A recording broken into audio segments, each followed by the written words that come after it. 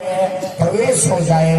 मेरे भाई बंधुओं, यही विचारधारा को लेकर के हम आज के इस दीप यज्ञ को संचालित कर रहे हैं। दीपक आप सभी के मन में जल जाए और वह ऐसा प्रकाश है कि आपको अपने जीवन का लक्ष्य और अपने जीवन की सच्चाई उस प्रकाश में आप पा जाएं। यही दीपक जलाने का हम प्रयास कर रहे हैं।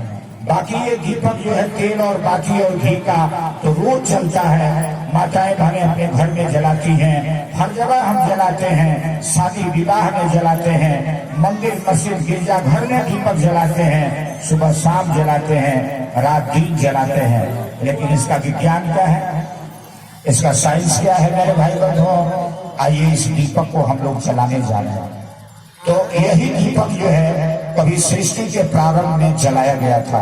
कैसे जलाया गया था, उसी कहानी को, उसी विज्ञान को हम आपके सामने दोहरा रहे हैं। यद्यपि मैं प्रथम दिन इसको बता चुका हूं, लेकिन थोड़ा और इसको क्लियर कर रहा हूं और इसी से आगे का विषय क्लियर हो जाएगा।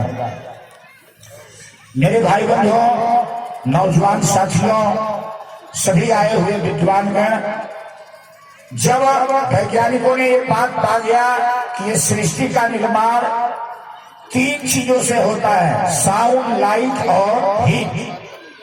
हिंदी में कह लीजिए ध्वनि, प्रकाश और गर्मी। तो मेरे भाई बंधुओं, वैज्ञानिकों ने कहा कि प्रकाश भी तो अग्नि से पैदा होता है और गर्मी भी अग्नि से पैदा होता है, तो दोनों को मिला दिया गया एक जगह, तो बन गया वहां गर्मी, ऊर्जा, ताप, हीट। और एक हो गया ध्वनि। और मेरे भाई बंधुओं, ध्वनि और ताप से मिल करके यह सृष्टि का निर्माण होता है। इसमें जन्म होता है, चाहे जानवर का, चाहे आदमी का, चाहे किसी भी जीव जंतु का, चाहे पेड़ पहाड़, जो भी आप कह लीजिए, इसी से इसका निर्माण होता है। अब ये बहुत लंबा गहरा विज्ञान है और उसमें हमको जाने की जरूरत नहीं। जिनको जाने की जरूरत और जानने की जरूरत है, वो इतने से ही आगे जब रिसर्च करना शुरू करेंगे तो उनको मिल जाएगा, मेरा विश्वास है। आगे मैं आप सभी लोगों से निवेदन कर रहा हूं कि जब ब्रह्मा जी यानी सृजन शक्ति पैदा हुई तो उनको आकाशवाणी हुआ और सबसे पहले ध्वनि मिला। सृष्टि को पैदा करने में सबसे पहले ध्वनि का अहम भूमिका है और उनको ध्वनि मिली और यही ध्वनि दी गई, ओम भूर्भुवः स्वः तत्सवितुर्वरेण्यं भर्गो देवस्य धीमहि धियो यो नः प्रचोदयात्। और इसी ध्वनि को आकाश में देने के बाद उनको आदेश हुआ, फिर एक आवाज आई, हे ब्रह्मा, इसी ध्वनि को आप लिखिए, लिपिबद्ध करिए और इसका जप करिए। रिपीटेशन, पुनरावृत्ति, बार बार जप करिए।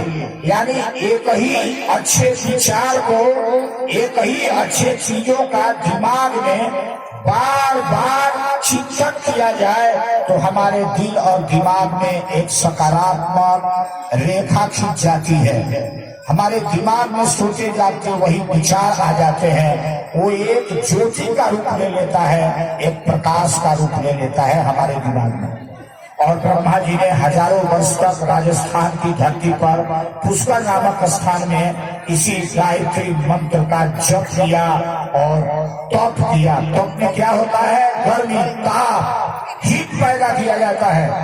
शरीर में अनावश्यक चीजों को नहीं किया जाता है, उतना ही चीज दिया जाता है जो आसानी से पच जाए और इसमें सतो गुण का यानी सबसे सुंदर पवित्र ऊर्जा का उत्सर्जन हो शरीर में और हमारे पूरे शरीर को शक्तिशाली बनाए, सात्विक ऊर्जा।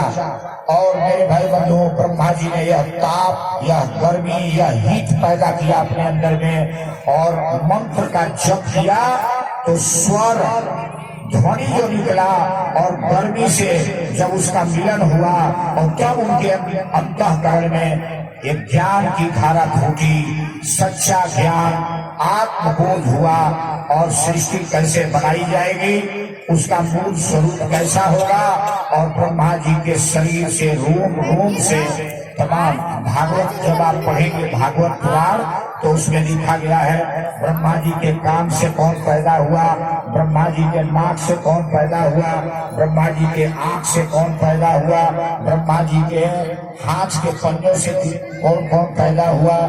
इस तरह से पूरे शरीर के अंगों से जन्म लेने वाले तमाम ऋषि और ऋषिकाओं का वर्णन मिलता है। वो विषय मैं इस समय यहाँ नहीं बता सकता, समर्थ हो बताने में, लेकिन वो विषय यहाँ का नहीं है।